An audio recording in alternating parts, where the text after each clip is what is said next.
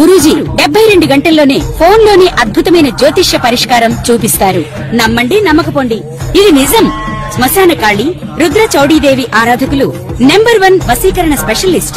గురూజీ మనిషి పుట్టుక నుండి చనిపోయే వరకు వచ్చే అన్ని క్లిష్టమైన సమస్యలకు పరిష్కారం ఇక్కడ లభిస్తుంది. విద్య, ఉద్యోగం, వ్యవహారం, స్త్రీ ప్రేమ, పెళ్లి, సంతానం, స్త్రీ పురుష వశీకరణం, భూవశం, భార్యాభర్తల కలహాలు, కోర్టు సమస్యలు, విడాకుల సమస్యలు, చేతబడి, అప్పుల బాధ, ఇంకా మీకు ఎలాంటి సమస్యలు ఉన్నా 72 గంటల్లోనే శాశ్వత పరిష్కారం చేయబడును. శ్రీమాత్రే నమః. సద్గురు జ్యోతిష్యాలయం నుంచి ఈ సంవత్సరం మనం కొన్ని తెలుసుకునే ఒక ముఖ్యమైనటువంటి విషయాలలో 2025 వార్షిక సంవత్సరంలో ఏ రాశి వారు అత్యంత అదృష్టవంతులుగా ఉంటారు?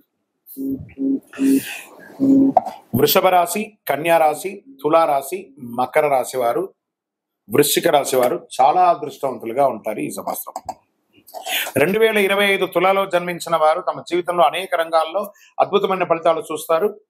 ఈ సంవత్సరం అదృష్టవంతులుగా పురోగతిని సాధిస్తారు. వృశ్చిక రాశి వారికి శుభకాలం. ఈ సంవత్సరం అత్యంత లాభదాయకం పొందే రాశి ఏదైనా ఉందంటే అది వృశ్చిక రాశిగా ఉండొచ్చు. మే ముందు వరకైతే ఇంకా చాలా బాగుంటుంది. కుంభరాశి వారికి ఈ సంవత్సరం అదృష్టమా? 2025లో కుంభరాశిలో జన్మించిన వ్యక్తులు మీ జీవితంలో మిశ్రమ ఫలితాలు చూస్తారు. ఈ సంవత్సరం కాస్త సమస్యలు, స్థిరత్వం రెండు మిశ్రమంగా ఉంటుందని కూడా చెప్పచ్చు. అందరూ ఎదురు చూస్తున్నటువంటి మూడాలు. ఈ మూడం అంటే ఏంటి? అసలు మూడంలో ఏం చేయాలి, ఏం చేయకూడదు, మూడం ఎప్పుడు వస్తుంది, ఏ గ్రహం మీద ఉంటుంది అని అంటే గురు మరియు శుక్ర మౌఢ్యాలు ప్రవేశిస్తున్నాయి. మౌఢ్యం అంటే ఎందుకు వస్తాయి? మూడాలతో సమస్య ఏంటి? ఈ రోజుల్లో శుభకార్యాలు చేయొచ్చా, చేయకూడదా? చాలా మందికి ఇది ఒక ప్రశ్నగానే ఉండిపోతుంది. మూడం అంటే నవగ్రహాలు సూర్యుడి చుట్టూ తిరుగుతూ ఉంటాయి. వీటిలో భూమి కూడా ఆ గ్రహమే. భూమి, సూర్యుడు ఒక గ్రహానికి ఒకే వరుసలో ఉన్నప్పుడు ఆ గ్రహం భూమి మీద ఉన్న వారికి కనబడదు. దీన్నే హస్తగత్వం లేదా మూడం అంటారు. సరే, గురు మూడం, శుక్రమూఢ్యం. గ్రహాలకు రాజు సూర్యుడు. సూర్యుడికి అత్యంత సమీపంలో ఏ గ్రహమైనా వస్తే ఆ గ్రహం తన శక్తిని కోల్పోతుంది. అలా గురుమూఢం శుక్రుడికి దగ్గరగా వచ్చినప్పుడు గురుమూఢం, శుక్రుడు సూర్యుడికి దగ్గరగా వచ్చినప్పుడు శుక్రమూఢం వస్తుంది. ఈ సమయంలో బలహీనంగా మారిపోతాయి ఆ గ్రహాలన్నీ కూడా. సూర్యునికి దగ్గరగా గురు శుక్రులు వచ్చినప్పుడు బలహీనంగా మారిపోతాయి. గురు శుక్రులు శక్తులు తగ్గి బలహీనమైపోయి నీరసపడిపోతాయని కూడా చెప్పచ్చు. వాటి యొక్క శక్తి కూడా సన్నగిలుతుంది. అంటే ఒక 1000 వాట్స్ బల్బు ముందర, మంచి 1000 వాట్స్ బల్బు, ఇప్పుడు మనం షూటింగ్ చూస్తుంటే లైట్స్ అన్ని పెట్టారు కదా, ఈ లైట్స్ ముందర ఒక చిన్న క్యాండిల్ పెడితే ఎలా ఉంటుంది, అలా సూర్యుడి ముందర వస్తే ఆ గ్రహాలు కూడా శక్తి కోల్పోతుందని కూడా చెప్పచ్చు.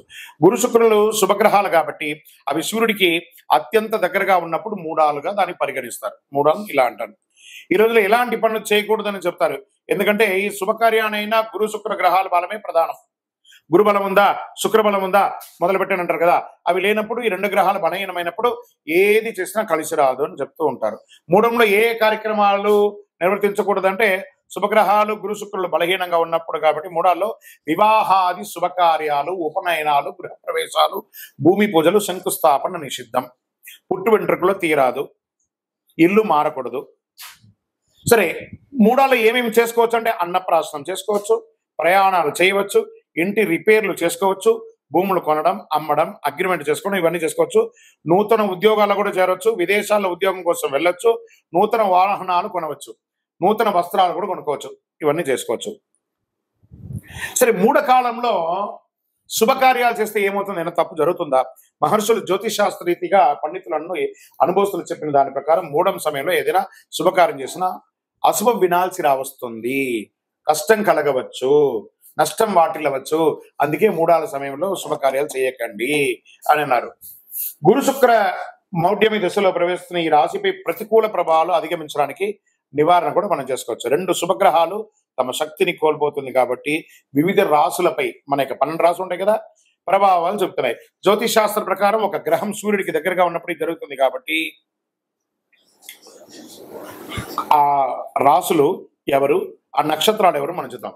గురు మరియు శుక్రమౌఢ్యం కలిసినప్పుడు 7 రాశులకి 7 నక్షత్రాల వారికి ప్రధానంగా అశుభకరం కాబోతుంది.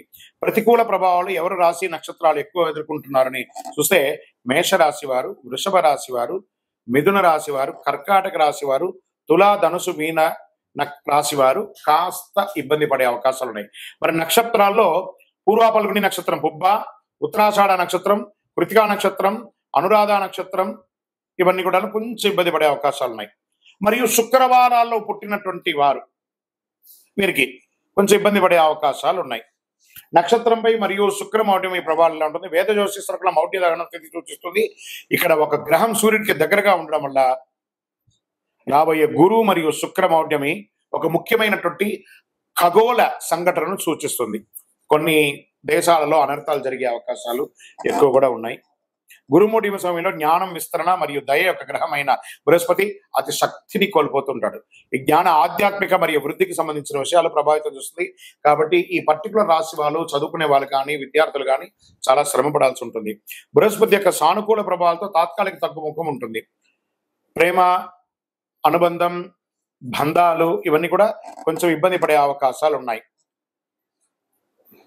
ఒకళ్ళు భార్యాభర్తల మధ్య సఖ్యత కోల్పోవడము ఇవన్నీ శుక్రమౌఢ్యం ద్వారా వస్తుంది.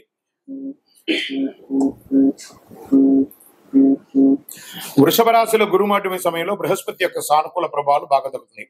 ఆస్తులు కొనడం, అమ్మడం, కొత్త పని ప్రారంభిస్తారు. వివాహ నిశ్చితార్థాలు, గృహప్రవేశాలు, కొత్త వ్యాపారాలు ప్రారంభిస్తారు. కొంత గురుమౌఢ్యంలో కొన్ని రాశులు, మిగతా రాశుల వారికి లాభం అని చెప్పిన సరే బృహస్పతి ప్రభావం కూడా ఉంటుంది. రాహుకేతు మరియు శని మరియు కుజుడు వంటి సహదుష్ట గ్రహాల ఆధిపత్యం చలాయించి గరిష్ట స్థాయిలో ఫలితాన్ని ఇస్తారు ఈ యొక్క దీంట్లో.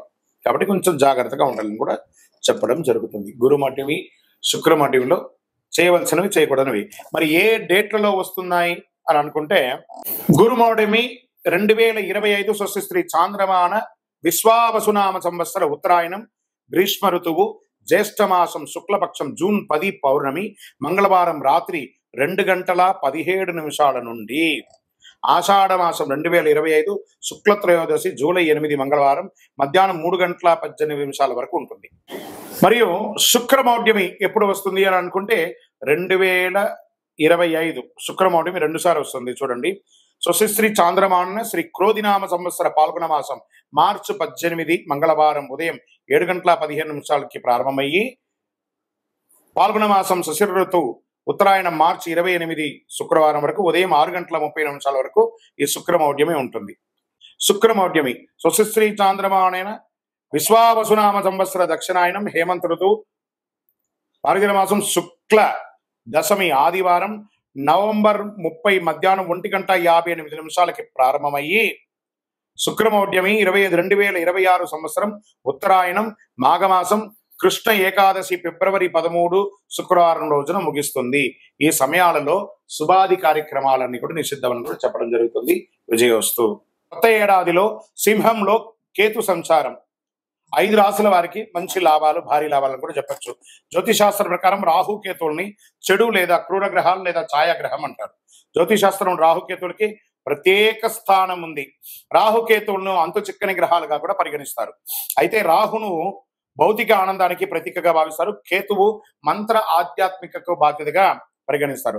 కొత్త ఏడాదిలో కేతు ప్రభావంతో కొన్ని రాశుల వారికి భారీ లాభాలు కూడా రాబోతున్నాయి. ఈ 2 గ్రహాలు నూతన సంవత్సరంలో తమ స్థానాలను మారుస్తున్నాయి. కొత్త ఏడాదిలో మే 18వ తారీఖున రాహు మీనం నుంచి కుంభంలోకి ప్రవేశిస్తున్నారు. కేతువు కన్యా రాశి నుంచి సింహరాశులకు సంచారం చేస్తున్నారు. ఈ సమయంలో ద్వాదశ రాశులపై ప్రభావం పడుతుంది. అయితే కేతు సంచారం వేళ కొన్ని రాశుల వారికి మెరుగైన ఆర్థిక ప్రయోజనాలు కలుగుతున్నాయి. ఈ జాబితాలో మీరున్నారా? ఒకసారి చూద్దామా. మేషరాశి. మేషరాశి నుంచి కేతు 5వ స్థానం నుంచి ప్రయాణం చేస్తున్నాడు. ఈ సమయంలో మేషరాశి వారికి కేతు సంచారం వల్ల ఆర్థిక పరంగా మెరుగైన ప్రయోజనాలు కలుగుతున్నాయి. ఆకస్మిక లాభాలు పెరిగే అవకాశాలు ఉంది. కెరీర్ పరంగా పురోగతి ఉంటుంది. కుటుంబ జీవితంలో అందరికీ మద్దతు లభిస్తుంది. మీ పెండింగ్ పనులన్నీ తిరిగి ప్రారంభమయ్యే అవకాశం ఉంది. మీ జీవితంలో ఆనందంగా ఉంటారు. స్టాక్ మార్కెట్లో పెట్టుబడి పెట్టిన వారికి మంచి లాభాలు వస్తాయి.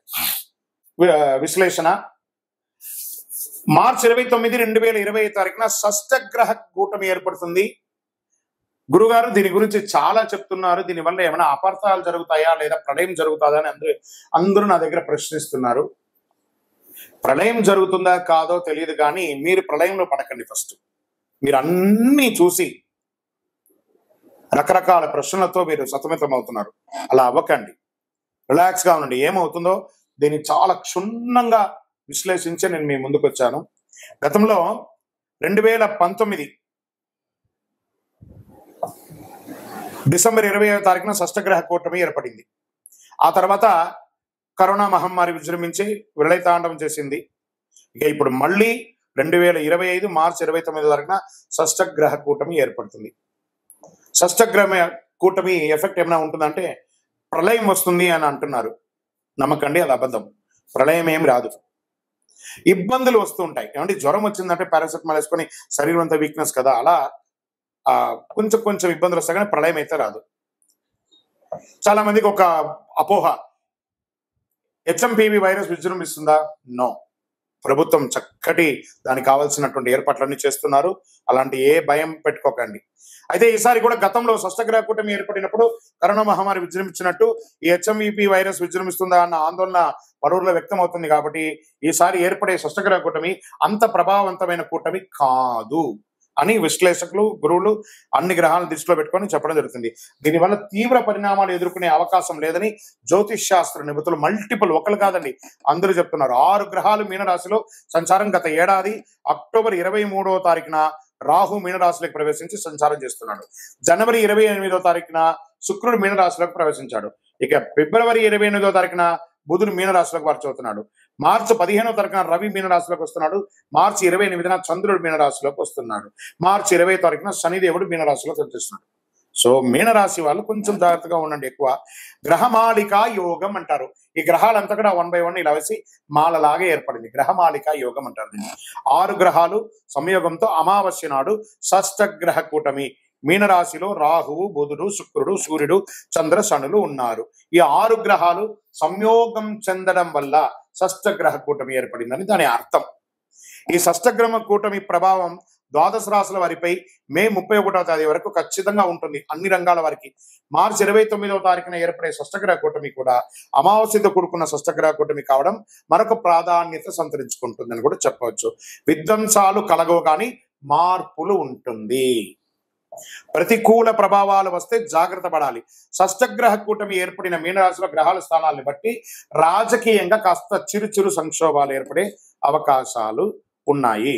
ఇతర రాశులతో ఆయా గ్రహాలు ఏ స్థానంలో ఉన్నాయో తెలుసుకోవచ్చు. దాన్ని బట్టి నెగిటివ్ ప్రభావం ఇచ్చే జాగ్రత్తలు, పరిహారాలు పాటిస్తే మంచిది. ప్రకృతి విలేపాలు చిన్నగా జరుగుతుంది. భారతదేశంలో అంతగా ప్రకృతి విలేపాలు ఉండకపోవచ్చు. ఎందుకంటే మీనరాశిలో షష్టగ్రహ కూటమి రావడం అనేది గ్రహమాలిక యోగం ద్వారా ఉన్నది కాబట్టి మన యొక్క భారతదేశంలో అంతగా ఉండకపోవచ్చు. విదేశాల్లో కాస్త జల ప్రళయం, సునామీ, భూకంపం లాంటిది వస్తే రావచ్చు. ప్రకృతిలో వచ్చే వాటిని స్వీకరిస్తాం. 2025 శనిగ్రహ మార్పు ఎవరికి అనుకూలం, ఎవరికి ప్రతికూలం? ఒక 5 రాశుల వారికి అనుకూలం అని కూడా చెప్పచ్చు. జ్యోతిష్ శాస్త్ర ప్రకారం గ్రహాలలో అత్యంత నెమ్మదిగా ప్రయాణించే భగవానుడు ఎవరంటే శనిదేవుడు, మందగమనుడు అంటారు. ఈ ఏడాది మీనరాశిలో ప్రవేశిస్తున్నాడు. శనిగ్రహ గోచార మార్పు వల్ల 2025వ సంవత్సరం కొన్ని రాశులు లాభాలు చేరుతాయి. శనిదేవుని యొక్క న్యాయం కర్మలను అధిపతిగా, న్యాయ కర్మలకు అధిపతిగా ఉన్నటువంటి పరిగణిస్తున్నటువంటి శని భగవానుడు ఒక గ్రహం నుంచి మరొక రాశిలో ప్రవేశించేందుకు సుమారు 2.5 సంవత్సరం సమయం పడుతుంది. శనిదేవుడు 29 మార్చి 2025లో తన సొంత రాశి కుంభరాశి నుండి నిష్క్రమించి మీనరాశిలోకి ప్రవేశిస్తున్నాడు. ఇది చాలా ముఖ్యమైనటువంటి విషయం అండి, బాగా గుర్తుపెట్టుకోండి.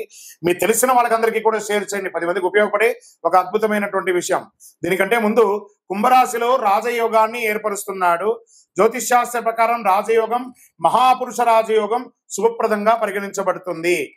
లగ్నం లేదా చంద్రుడి నుంచి మొదటి 4, 7 లేదా 10వ స్థానంలో శని, తుల, మకర లేదా కుంభరాశిలో ఉన్నప్పుడు శని రాజయోగం ఏర్పడుతుంది. 2.5 ఏళ్ల పాటు కొన్ని రాశులకు కష్ట నష్టాల నుంచి విముక్తి కలిగిస్తున్నారు. ఈ మార్పు వల్ల ఏళ్నాడు శని, అష్టమ శని, అర్ధాష్టమ శని, సప్తమ శని, కంఠ శని, శని దోషాల నుంచి విముక్తి పొందుతున్నారు. ఈ మార్పు వృషభ, కర్కాటక, తుల, వృశ్చిక, మకర రాశుల వారు లాభపడుతున్నారు. ఈ రాశుల వారికి ఆదాయ వృద్ధి, ఆరోగ్యం, ఉద్యోగంలో పురోగతి ఉంటుంది. ఈ శని స్థానం మారడం వల్ల వృషభ రాశి వారికి శని లాభస్థానంలోకి వస్తుండడం వల్ల 2.5 ఏళ్ల పాటు జీవితంలో శుభ పరిణామాలు చేకూరుతాయి. అలాగే తులరాశి వారికి అనుకూలం. ఇప్పటి వరకు పంచమ స్థానంలో సంచారం చేసిన శనీశ్వరుడు 6వ స్థానమైన మీనరాశిలోకి మారడం వల్ల ఉద్యోగంలోనూ వృత్తి వ్యాపారాల్లోనూ తక్కువ శ్రమతో ఎక్కువ లాభం పొందే అవకాశాలు ఉన్నాయి. మరి వృశ్చిక రాశి వారికి శని పంచమ స్థానంలో మారడంతో అర్ధాష్టమ శని విముక్తి లభిస్తుంది. దీంతో ఆదాయ మార్గాలు విస్తరిస్తాయి.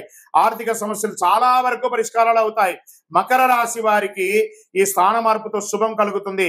ఇంతకాలం ద్వితీయ స్థానంలో సంచారం చేస్తున్న శని 3వ స్థానానికి మారడం వల్ల ఈ రాశి వారికి 7.5 కాలం పట్టినటువంటి 7.5 సంవత్సరాలు 7.5 అనే శని నుంచి విముక్తి పొందుతున్నారు.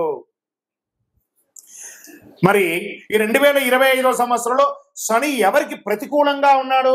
అనుకూలమైనటువంటి రాశులు చూసాం కదా. ఇప్పుడు ప్రతికూలంగా ఎవరికి ఉన్నారు? ఈ శని గ్రహం వల్ల ఈ రాశుల వారికి 2025వ సంవత్సరంలో శని దోషం, బంగారం పట్టుకున్న బూడిదయ్యే అవకాశాలు కొంత ఉన్నాయి. ఇలా అంటున్నారు ఏంటి గురుగారు అంటే జాగ్రత్త పడవలసిందే, తప్పకుండా జాగ్రత్త పడాల్సిందే. మార్చి 29వ తారీఖున శనీశ్వరుడు కుంభరాశి నుంచి మీనరాశిలోకి మారడం వల్ల శని మీనరాశి సంచారం వల్ల 6 రాశుల వారికి శని దోషం ప్రారంభమవుతుంది. ఏళ్నాటి శని, అష్టమ శని, సప్తమ శని, అర్ధాష్టమ శని అంటే శని దోషాల వల్ల మేష, సింహ, కన్యా, ధనుసు, కుంభ, మీన రాశి వారికి జాగ్రత్తగా ఉండాలి. ఈ రాశి వారికి శని దోషాలు కలిగినందువల్ల ఆటంకాలు, అవరోధాలు, వైఫల్యాలు, అపజయాలు, అనారోగ్యాలు, ఆర్థిక సమస్యలు వంటి జరిగే అవకాశాలు ఉన్నాయి. కానీ శనిగ్రహం వల్ల ఇలా వస్తాయి. మిగతా అనుకూల గ్రహం వల్ల దీని యొక్క వీర్యం తగ్గే అవకాశాలు ఉంటాయి. శనీశ్వరుడు మీనరాశిలో ప్రవేశించడానికి కొద్ది రోజుల ముందే ఈ రాశుల వారు శనికి తైలాభిషేకం చేయించడం, శివుడికి అభిషేకం చేయించడం మంచిది. నీలం లేదా నలుపు రంగు కలిసిన దుస్తులు ధరించడం మంచిది.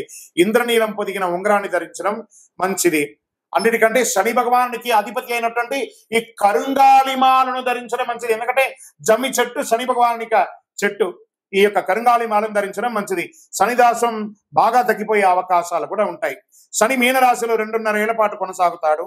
మేషరాశి వారికి వ్యయస్థానంలో శనీశ్వరుడు ప్రవేశించడం వల్ల దూర ప్రాంతాల్లో ఉద్యోగం, ఉన్న స్థానం నుంచి మారడం, దూర ప్రాంతానికి బదిలీ అవ్వడం, లేదా ఆశించిన ప్రమోషన్స్ రాకపోవడం, వ్యాపారంలో మందకోటిగా రావడం, రావాల్సిన డబ్బులు సకాలంలో రాకుండా ఉండడం, పదోన్నతి, వేతనాలు పెరుగుదల వంటి ఆశాజనకంగా ఉండకపోవచ్చు. ప్రతి పనిలోనూ వ్యయ ప్రయాసాలు కలుగుతాయి. బంధుమిత్రుల వల్ల ఆర్థికంగా నష్టపోయే అవకాశాలు ఉంటుంది. మిత్రులే శత్రువులు అయ్యే అవకాశాలు ఉన్నాయి.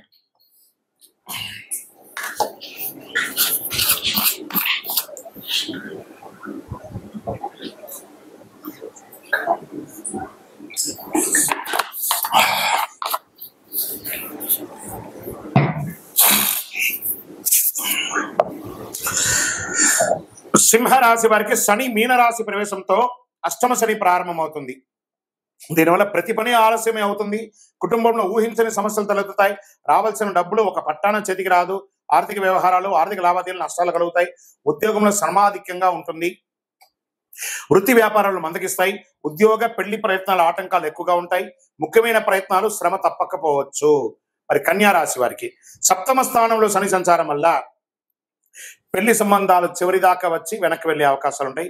దాంపత్య జీవితంలో సమస్యలు వచ్చే అవకాశాలు ఉన్నాయి. సంతాన సాఫల్యం కొంచెం నిరాశాజనకంగా ఉండే అవకాశాలు ఉన్నాయి. పార్ట్నర్షిప్ లేదా భాగస్వామి ద్వారా సమస్యలు తలెత్తే అవకాశాలు ఉన్నాయి. వ్యాపారాల్లో విభేదాలు వచ్చే అవకాశాలు ఉన్నాయి. శ్రమ ఎక్కువ, ఫలితం తక్కువ. వృత్తి జీవితంలో విరామం లేకుండా పరిగెడుతూ ఉంటారు. శని మార్పు వల్ల ధనుసుకి చతుర్థ స్థానంలో శని ప్రవేశించడం వల్ల అర్ధాష్టమ శని దోషం కలుగుతుంది. దీనివల్ల ఆస్తిపాస్తులకు సంబంధించిన సమస్యలు తలెత్తే అవకాశాలు ఉన్నాయి. గృహ వాహన ప్రయత్నాలకు బ్రేకులు పడతాయి. తల్లి ఆరోగ్యం ఇబ్బంది పడుతుంది. కుటుంబంలో సుఖ సంతోషాలు తగ్గుతాయి. ఉద్యోగంలో ప్రాధాన్యత తగ్గే అవకాశాలు ఉంటుంది. ఆదాయ ప్రయత్నాలు ఆటంకాలు కలుగుతాయి. అనారోగ్య సమస్యలు కలిగే అవకాశాలు ఉన్నాయి. కష్టార్జితం వృధా కాకుండా చూసుకోండి. మరి కుంభరాశి వారికి 3వ దశ ఏళ్నాడు శని దోషం ప్రారంభం అవుతుంది. దీనివల్ల ఆర్థిక సమస్యలు కలుగుతాయి. రావాల్సిన డబ్బు ఒక పట్టాన చేతికి రాదు. ధనాదాయం బాగా తగ్గుతుంది. డబ్బు తీసుకున్న ఇచ్చిన 10 పరిష్కారాలు కావడానికి చాలా కాలం పడుతుంది. కుటుంబంలో అన్నదమ్ముల మధ్య, అక్కచెల్లెల మధ్య చికాకులు తలెత్తుతాయి. శుభ కార్యక్రమాలకి ఆటంకాలు ఏర్పడతాయి. వృత్తి వ్యాపారంలో లాభాలు తగ్గే అవకాశాలు, శ్రమ ఎక్కువ కలిగే అవకాశాలు ఉన్నట్టుగా కనబడుతుంది. మరి మీనరాశి వారికి శని వల్ల శని ప్రవేశంతో 2వ దశ ఏళ్నాడు శని ప్రారంభం అవుతుంది. కొద్దిగా అనారోగ్యం పీడిస్తుంది. ఉద్యోగంలో ప్రభావం చూపుతుంది. వృత్తి వ్యాపారంలో సమస్యలు వచ్చే అవకాశాలు ఉన్నాయి. ప్రయాణాల వల్ల నష్టాలు తప్పవు. ఉద్యోగం పెళ్లి ప్రయత్నాలు ఆటంకాలు ఎక్కువ ఉంటాయి. విజయ సాఫల్యం బాగా తగ్గిపోతుంది. ప్రతి పనికి బాగా శ్రమ పడాల్సి ఉంటుంది. విపరీతమైనటువంటి ప్రయాణాలు ఉండే అవకాశాలు కనబడుతున్నాయి. వ్యయ ప్రయాసాలు చాలా ఉన్నాయి. ఆర్థిక లావాదేవీలు పెట్టుకోకండి. స్పెక్యులేషన్, షేర్ మార్కెట్ అసలు ముట్టుకోకండి. విజయోస్తు. ఈ వారాహి కందదీపం, వారాహికి ఈ వారాహి అమ్మవారి యొక్క పూజ ఈ మధ్య చాలా అన్ని చోట ఆశేతి హిమాచలం పెరిగింది చూసారా. 16 శుక్రవారాలు చేస్తున్నారు. ఆ దీపాన్ని ఎలా పెట్టవచ్చు అంటే ఆ దీపంలోనే అమ్మవారిని ఆవాహనం చేసి చేయవచ్చు. ఫోటో ముందు కానీ విగ్రహం ముందు కానీ ఈ కంద దీపాన్ని పెట్టవచ్చు. కందగడ్డను శుభ్రంగా కడిగి పసుపు కుంకుమతో అలంకారం చేయాలి. కొంచెం ఆ కోసిన చోట కొంచెం దీపం వచ్చేలా కొంచెం గుంత తీసుకొని అందులో నెయ్యి పోసి దీపం పెట్టాలి. కంద దీపం పెట్టిన సమయంలో మామూలు దీపం కాకుండా రెగ్యులర్ గీ దీపం కూడా ఒకటి పెట్టాలి. కంద దీపంతో పాటు నార్మల్ దీపం కూడా ఒకటి పెట్టాలి. అమ్మవారికి ధూపదీప నైవేద్యం సమర్పించాలి. అష్టోత్తరం కానీ సహస్రనామంతో కానీ మూలమంత్ర జపంతో కానీ పూజించుకోవాలి. కంద దీపం పెట్టిన రోజు దుంపలు, తేనె, లడ్డులు ఇలాంటివి నివేదన చేయవచ్చు. కంద దీపం మరుసటి రోజున అదే కందను ప్రసాదంగాను వంట చేసుకొని తినవచ్చు. కంద తినని వారు గోవుకి తినిపించవచ్చు. ఇలా ప్రతి శుక్రవారం రాత్రి చేస్తే మీకు ఉన్న ఆటంకాలన్నీ తొలగిపోయి ఐశ్వర్యం సంకల్పిస్తుంది. ముఖ్యంగా గొడవలు, నిందలు ఇవన్నీ తొలగిపోతాయి. వివాహం కాని వారికి వివాహం త్వరగా అయ్యే అవకాశాలు ఉన్నాయి. ఇల్లు కొనుక్కోవాలన్న వారికి, భూమి కొనుక్కోవాలన్న వారికి వారాహి కదా, అమ్మవారు, ఆ వారాహి అమ్మవారిని ప్రార్థన చేయడం చాలా అద్భుతం కలుగుతుంది. రాత్రి పూట సమయం వరకు ఉపవాసం అవసరం లేదండి. కొంచెం మంది ఉండాలనుకుంటే ఉండొచ్చు, లేని పక్షంలో దీనికి ఉపవాసం ఉండలేదు. ఆ ఒక్కరోజు మాత్రం మధు మాంసాలు తినకుండా దూరంగా ఉంటే మంచిది. సాయంత్రం పూజ మొదలుపెట్టే సమయానికి మళ్ళీ చక్కగా పళ్ళు దొంగకొని దంత సేవనంతా చేసుకొని తలస్నానం చేసి పెట్టుకుంటే చాలా మంచిది. మన శరీరంలో దుర్గంధం రాకూడదు. ఈ దీపం వెలిగించేటప్పుడు చినిగిన బట్టలు ధరించకూడదు. అసహనం ఏదైనా కూర్చోలేని ఇబ్బంది కలిగే అసహనంగా కూర్చోకూడదు. మంచి ఆసనం వేసుకొని కూర్చోవాలి.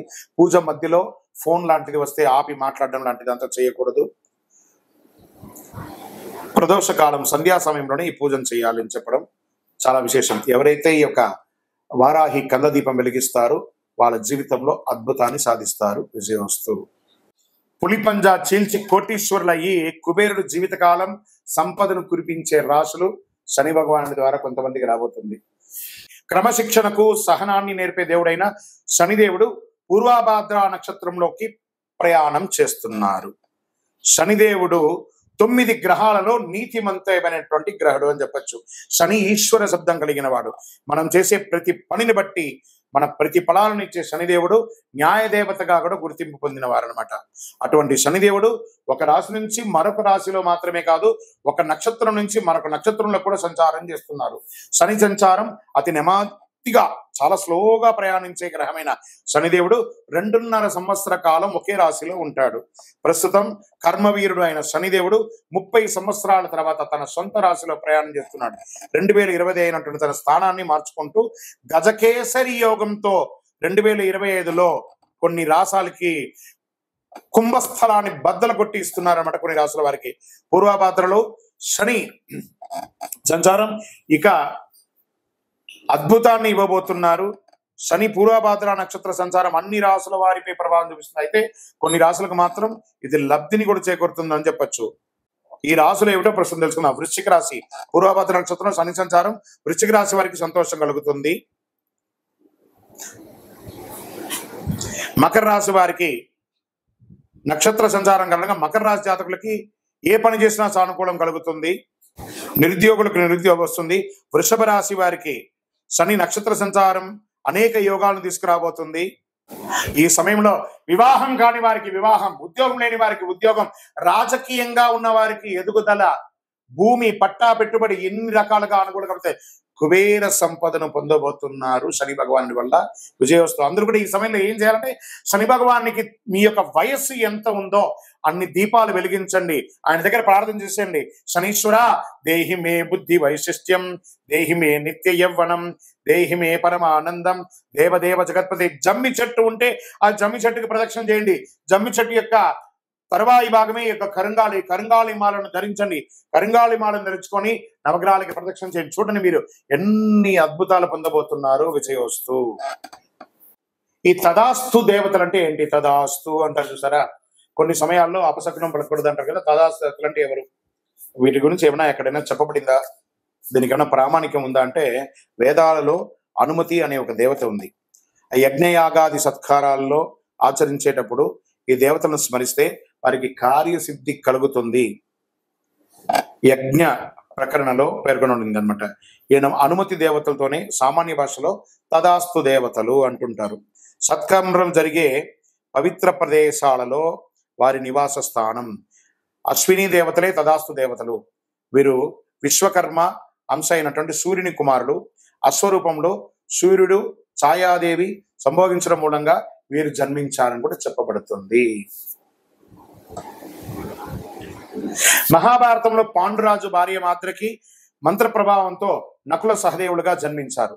అంతేకాదు ఆయుర్వేదాన్ని దక్ష ప్రజాపతి నుంచి అభ్యసించిన ఇంద్రునికి నేర్పించారు. వీరి సోదరి ఉష. ఆమె ప్రతిరోజు వీరిని బ్రహ్మ ముహూర్తంలో మేల్కొల్పుతుంది.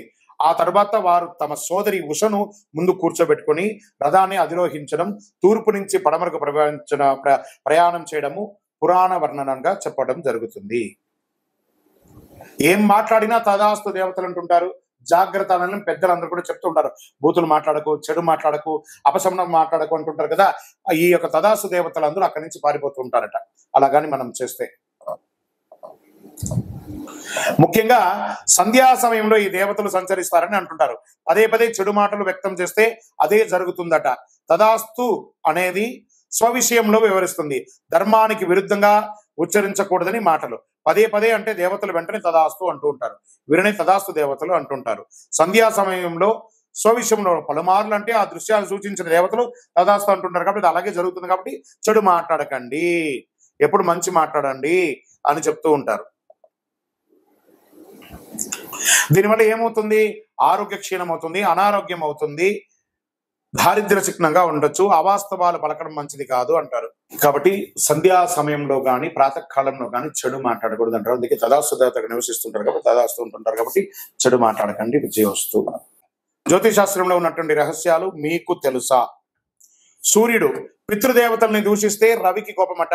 సూర్యదేవునికి ఎదురుగా మలమూత్రార్థులు విసర్జించడం, దంతం పళ్ళు దోముకోవడం, ఎంగిలి ఉమ్మడం సూర్యుని చూస్తూ చేయకూడదట. చంద్రగ్రహం అద్దం పుట్టడానికి చంద్రుడు కారణమట. అందుకే అద్దంలో దిగంబరంగా బట్టలు లేకుండా నిలబడడం, వెక్కిరించడం ఇలాంటి పనులన్నీ చేయకూడదట. దానివల్ల ఆరోగ్య క్షీణం అవుతుంది అంటారు. కుజగ్రహం అప్పు ఎగ్గొడితే కుజుడికి కోపమట. వ్యవసాయ పరంగా మోసం చేస్తే ఊరుకోడట. కాబట్టి వ్యవసాయదారుల్ని చాలా చక్కగా చూసుకోవాలి. బుధగ్రహం బుధుడికి చెవిలో వ్రేళ్లు పెట్టి తిప్పుకొనడం, ఇలా పెట్టుకోవడం. మనకు తాళాలు ఉంటాయి చూస్తారా, స్కూటర్ తాళం, కారు తాళం, లేకపోతే పిన్నీసు, దాన్ని పెట్టుకొని గిక్కోవడం ఇవన్నీ ఇష్టం ఉండదు బుధగ్రహానికి. అందులో బుధవారం అసలే చేయకూడదు.